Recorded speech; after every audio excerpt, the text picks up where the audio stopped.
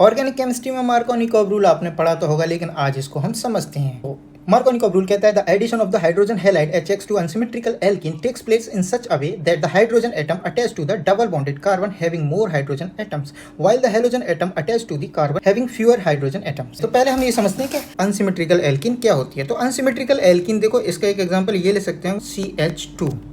अब इसमें अनसिमेट्रिकल हम इसको क्यों कह रहे हैं कि देखो जो कार्बन कार्बन डबल बॉन्ड है उसके एक साइड में CH3 और एक साइड में कुछ भी नहीं है, यानी कि डबल बॉन्ड के दोनों तरफ अगर सेम ग्रुप हो तो हम उसको सिमेट्रिकल कहते हैं, और अगर सेम ग्रुप नहीं है तो हम उसको क्या कहते हैं, अनसिमेट्रिकल एल्कीन कहते हैं।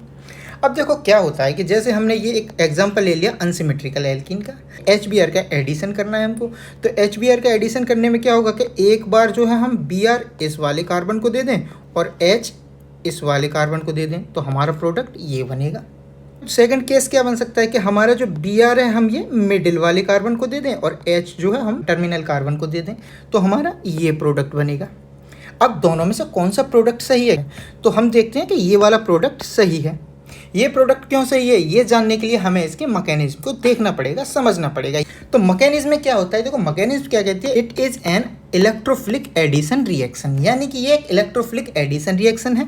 इलेक्ट्रोफिलिक एडिशन रिएक्शन का मतलब जिसमें एक इलेक्ट्रोफाइल आके ऐड होता है, उसे इलेक्ट्रोफिलिक एडिशन रिएक्शन कहते हैं। स्टेप 1 में क्या होता है कि HBr कैसा है, पोलराइजेशन है। पोलराइजेशन की वजह से क्या होता है कि जो हमारा Br है ये मोर इलेक्ट्रोनेगेटिव और H लेस इलेक्ट्रोनेगेटिव है। अब Br जो ये बॉन्ड ब्रेक होगा तो Br अपने इलेक्ट्रॉन को लेके चला जाएगा, फिर H पे कुछ भी नहीं बचेगा। तो यहाँ पे हम देखते हैं कि यहाँ पे क्या बनेगा, एक H पॉजिटिव बनता है और एक Br नेगेटिव बनता है। H पॉजिटिव होगा, ये कैसे रिएक्ट करता है, ये एक इलेक्ट्रोफाइल की तरह रिएक्ट करता है क्योंकि ये इलेक्ट्रॉन डेफिशिएंट है। और क्या हो गया, तो हमारा H क्या हो गया, इलेक्ट्रोफाइल बन गया। अब यही इलेक्ट्रोफाइल हमारे एल्कीन पे रिएक्ट करेगा, क्यों, क्योंकि हमारा एल्कीन क्या होता है, इलेक्ट्रॉन रिच होता है, ये इलेक्ट्रॉन रिच स्पीसीज है, तो इसलिए हमारा H पॉजिटिव अटैक करेगा इस पे। सेकंड स्टेप में होगा क्या कि H अब अटैक कर सकता है इस वाले कार्बन पे, डबल बॉन्डेड कार्बन पे भी, और इस वाले डबल बॉन्डेड कार्बन पे भी। अगर इसको हम कार्बन 1 मान लें और इसको 2 मान लें, H अटैक किस पे करेगा ये देखना। इसमें एक्चुअल कॉन्सेप्ट जो है वो यही बताता है कि H कौन से डबल बॉन्डेड कार्बन पर अटैक करेगा। सपोज करो एग्जांपल हम ले लेते हैं कि हमारी एल्कीन है और H को अटैक करना है। ये जो बॉन्ड इलेक्ट्रॉन है इस पर ट्रांसफर हो गए और H ने आके इस पर अटैक किया, तो प्रोडक्ट कुछ ऐसा बनेगा, CH3 CH2 और इससे एक H आके और लग गया, तो ये CH3 हो गया इस वजह। लेकिन जब ये इलेक्ट्रॉन बॉन्डिंग के यहाँ शिफ्ट हुए तो इस पर एक पॉजिटिव चार्ज आ गया। ठीक है, सेकंड स्टेप में क्या करते हैं, इस बार ये जो इलेक्ट्रॉन है बॉन्डिंग के वो इस वाले कार्बन पर आ गए। इस वाले कार्बन पर आ गए तो सीधी बात है H भी जिस इलेक्ट्रॉन आएंगे उसी कार्बन पर जाकर अटैक करेगा, तो ये कुछ ऐसे करके एक प्रोडक्ट बनाएगा, CH3 CH2CH, क्योंकि ये इलेक्ट्रॉन इसी के ऊपर शिफ्ट हो गए तो इस पर क्या आ गया, एक पॉजिटिव चार्ज आ गया।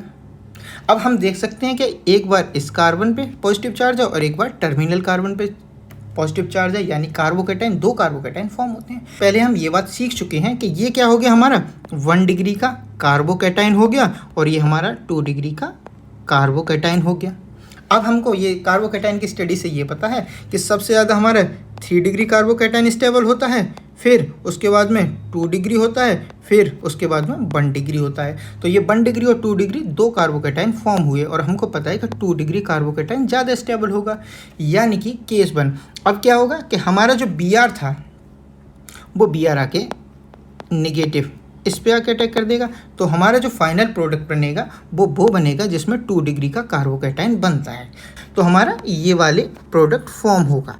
फाइनल प्रोडक्ट को हम एक बार और देखते हैं कि CH3 CH double bond CH2 इस पे रिएक्ट करेगा HVr, तो हमारा प्रोडक्ट क्या बनेगा, Br कहाँ पर जाएगा, Br उस जगह पर जाएगा जहाँ पर 2 डिग्री का कार्बोकैटायन बनेगा। तो 2 डिग्री कार्बोकैटायन हमारा पाथवे 1 में बना था, तो CH3 CH इससे हमारा Br लग गया और इसके साथ CH3, ये हमारा ज़्यादा स्टेबल है। तो हम ये कह सकते हैं ये प्रोडक्ट 2 डिग्री वाला कार्बोकैटायन जिसमें फॉर्म होगा वो प्रोडक्ट ज़्यादा स्टेबल होता है।